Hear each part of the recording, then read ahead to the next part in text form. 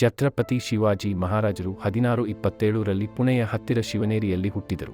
ಅವರ ತಂದೆ ಶಹಾಜಿರಾಜೇ ಭೋಸಲೆ ರಾಜಪರಿವಾರಕ್ಕೆ ಸೇರಿದ ಮುರಾರಜಾಧಿಪತಿಯರ ಪ್ರಬಲ ಸೇನಾನಿ ಮತ್ತು ತಾಯಿ ಜಿಜಾಬಾಯಿ ಧರ್ಮನಿಷ್ಠೆ, ಧೈರ್ಯ ಮತ್ತು ಸಂಸ್ಕಾರದ ಮಾದರಿ. ತಾಯಿಯ ಬೆಂಬಲ ಮತ್ತು ಮಾರ್ಗದರ್ಶನವೇ ಶಿವಾಜಿಯ ಮಾನಸಿಕತೆ ಮತ್ತು ನಾಯಕತ್ವದ ಬೆಳವಣಿಗೆಗೆ ಆಧಾರವಾಯಿತು.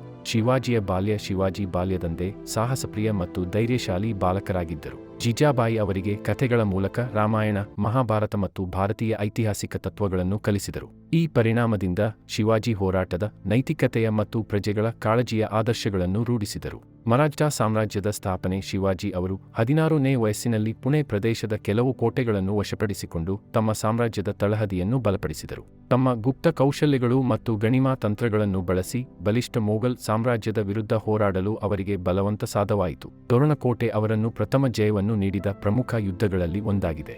ಮುಸ್ಲಿಂ ಮತ್ತು ಮೊಘಲ್ ಸಾಮ್ರಾಜ್ಯಗಳ ವಿರುದ್ಧ ಹೋರಾಟ. ಆಕೆ ಶಾಯಿಸ್ತಾ ಖಾನ್, ಅಫಜಲ್ ಖಾನ್ ಮತ್ತು ಔರಂಗಜೇಬ್ ಅವರನ್ನು ಎದುರಿಸಲು ಶಿವಾಜಿ ಅನೇಕ ಹೋರಾಟಗಳನ್ನು ನಡೆಸಿದರು. ಪ್ರತಾಪಗಢದ ಯುದ್ಧ ಅಫಜಲ್ ಖಾನ್ನ ಕೊನೆಗೂ ಕಾರಣವಾಯಿತು. ಇದು ಮರಾಠಾ ಸಾಮ್ರಾಜ್ಯದ ಬಲವರ್ಧನೆಗೆ ಸಹಾಯ ಮಾಡಿತು. ಅವರು ತಮ್ಮ 40,000 ಯೋಧರಿಂದ ಸಂಘಟಿತ ಸೇನಾಪಡೆಯ ಮೂಲಕ ಸಾಕಷ್ಟು ಮುಘಲ್ ಕೋಟೆಗಳನ್ನು ಗೆದ್ದರು. ಪಡುವಣ ನೌಕಾಪಡೆ ಸ್ಥಾಪನೆ. ಶಿವಾಜಿಯ ಅದ್ಭುತ ಸಾಧನೆಗಳಲ್ಲಿ ನೌಕಾಪಡೆಯ ಸ್ಥಾಪನೆ ವಿಶೇಷವಾದುದು. ಅವರು ಪಡುವಣ ಕರಾವಳಿಯಲ್ಲಿ ಮೆರಿಗೋಮ್, ಜಂಜೀರಾ ಮುಂತಾದ ಕೋಟೆಗಳನ್ನು ರಕ್ಷಿಸಿ ಸಾಮುದ್ರಿಕ ದಾಳಿಗಳಿಂದ ತಮ್ಮ ಪ್ರಜೆಯನ್ನು ಸುರಕ್ಷಿತಗೊಳಿಸಿದರು. ಛತ್ರಪತಿ ಪಟ್ಟಾಭಿಷೇಕ. 1674ರಲ್ಲಿ ರಾಯಗಢದಲ್ಲಿ ವೈಭವದಿಂದ ಛತ್ರಪತಿ ಪಟ್ಟವನ್ನು ಅಲಂಕಾರ ಮಾಡಿದರು.